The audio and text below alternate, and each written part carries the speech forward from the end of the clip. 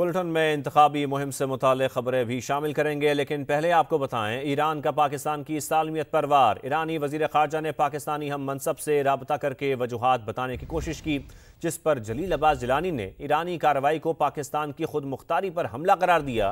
कहा, वाक़े से दो तरफा ताल्लुकात को शदीद नुकसान पहुंचा है। ये भी वाज़ेह कर दिया कि दहशतगर्दी मुश्तरका खतरा है, लेकिन एक तरफा इक़दामात जैसे खतरनाक रास्ते पर किसी भी मुल्क को नहीं चलना चाहिए। ईरानी वजीर खारजा का डेवोस से युगंडा में मौजूद पाकिस्तानी हम मनसब को टेलीफोन। निगरान वजीर खारजा जलील अब्बास जिलानी का ईरानी जारहियत पर शदीद तशवीश का इजहार। इक़दाम पाकिस्तान की खुद मुख्तारी पर हमला करार। कहा, वाक़े के बाद से मुल्क में शदीद गम और गुस्सा पाया जाता है।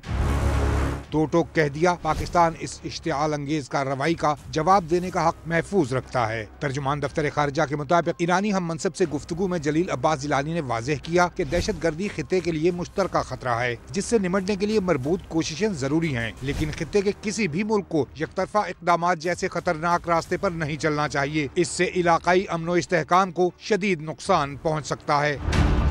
निगरान वजीर खारजा ने ईरानी हमला बैनुल अक़वामी क़वानीन और दो तरफा ताल्लुकात की रूह के मुनाफी करार दिया। ये भी कहा, इस वाक़या से दोनों हमसाया बिरादर मुल्कों के दो तरफा ताल्लुकात को शदीद नुकसान पहुँचा है। और इससे पहले ईरानी जारियत पर पाकिस्तान ने शदीद रद्द अमल का इजहार किया था। तेहरान से सिफारती ताल्लुकात मुअत्तल करने का ऐलान करते हुए पाकिस्तानी सफ़ीर को वापस बुला लिया। इस्लामाबाद में तैनात ईरानी सफ़ीर अपने मुल्क गए हुए हैं, उन्हें भी वापस न आने की हिदायत की गई है। तर्जुमान दफ्तर खारिजा कहती हैं, खुद मुख्तारी की खुल्लम खुल्ला खिलाफ वर्जी न काबिल कबूल है। ईरान को माफ़ी मांगना होगी, जवाब देने का हक रखते हैं। नताइज की तमाम तर जिम्मेदारी ईरान पर आयद होगी।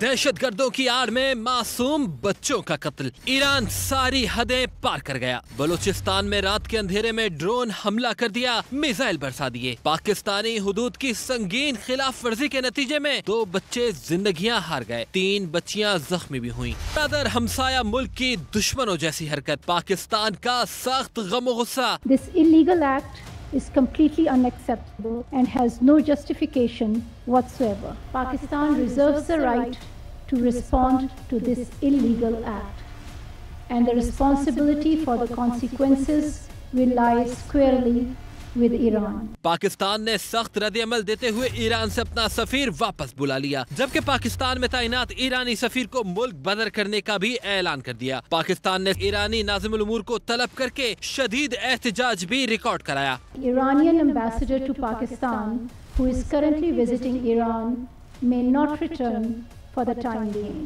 We have also decided to suspend all high-level visits which were ongoing or were planned between Pakistan and Iran. दहशतगर्दी की रोकथाम के लिए मुतअद्दिद ज़राए और मुश्तरका मैकेनिज्म के बावजूद ईरानी फोर्सेस का हमला किसी सूरत काबिले बर्दाश्त नहीं। पाकिस्तान ने ईरानी हुकूमत तक अपनी बात पहुंचा दी। तेहरान को माफी मांगना होगी। पाकिस्तान और ईरान के दरमियान बॉर्डर कंट्रोल मैनेजमेंट का बाज़ाब्ता मैकेनिज्म है, जिसके तहत किसी भी मसले पर हॉटलाइन, रेडियो फ्रीक्वेंसी या टेलीफोन के जरिए राबता किया जाता है। यही नहीं, जरूरत के मुताबिक दोनों ममालिक के सरहदी हुकाम अहम इशूज पर फ्लैग मीटिंग भी करते हैं। मैकेनिज्म के हवाले से समा की नुमाइंदा खुसूसी सुमेरा खान से मजीद जानते हैं। जी सुमेरा। दोनों ममालिक के ऊपर ये आयद होती है जिम्मेदारी कि वो इन प्रोटोकॉल्स की को रिस्पॉन्सिबिलिटी के साथ, जिम्मेदारी के साथ उनका ख्याल रखे।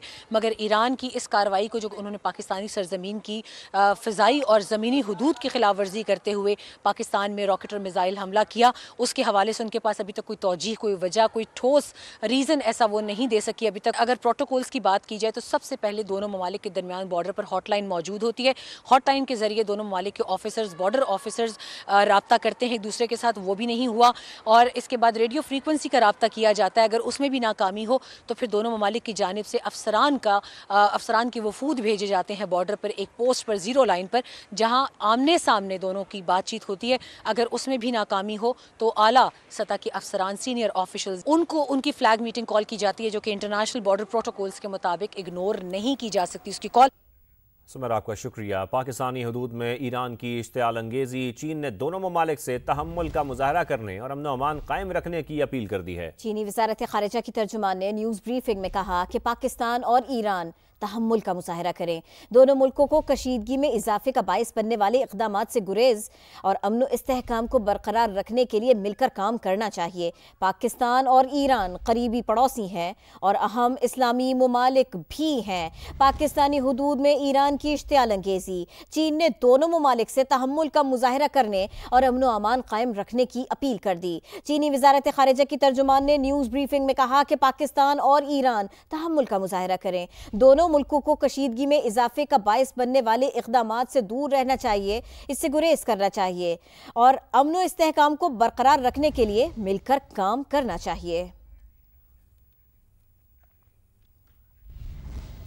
ईरान के पाकिस्तान और इराक पर हमलों की मजम्मत करते हैं। तर्जुमान अमरीकी महकमा खारजा की जानिब से ऐसा बयान सामने आया है। हम देख रहे हैं ईरान जनूबी सरहदों पर खिलाफ वर्जी कर रहा है, ख़ास तौर पर हमसाया ममालिक के साथ। मैथ्यू मिलर ने ऐसा कहा। उन्होंने मजीद कहा कि हम खित्ते में तनाज़े को फैलता नहीं देखना चाहते। कोई मुल्क नहीं चाहता कि तनाज़ा मजीद बढ़े। ईरान खित्ते में दहशतगर्दी की माली मुआवनत करने में हमेशा सरे फहरिस्त रहा है। तो आपको बताएं कि तर्जुमान अमरीकी महकमा खारजा की जानिब से ये कहा गया है कि ईरान के पाकिस्तान और इराक पर हमलों की मजम्मत करते हैं। हम देख रहे हैं ईरान जनूबी सरहदों पर खिलाफ वर्जी कर रहा है, ख़ास तौर पर हमसाया ममालिक के साथ। हम खित्ते में तनाज़े को फैलता नहीं देखना चाहते। इसके साथ साथ ये भी कहा गया कोई मुल्क नहीं चाहता कि तनाज़ा मजीद बढ़े। ईरान खित्ते में दहशतगर्दी की माली मुआवनत करने में हमेशा सरे फहरिस्त रहा है।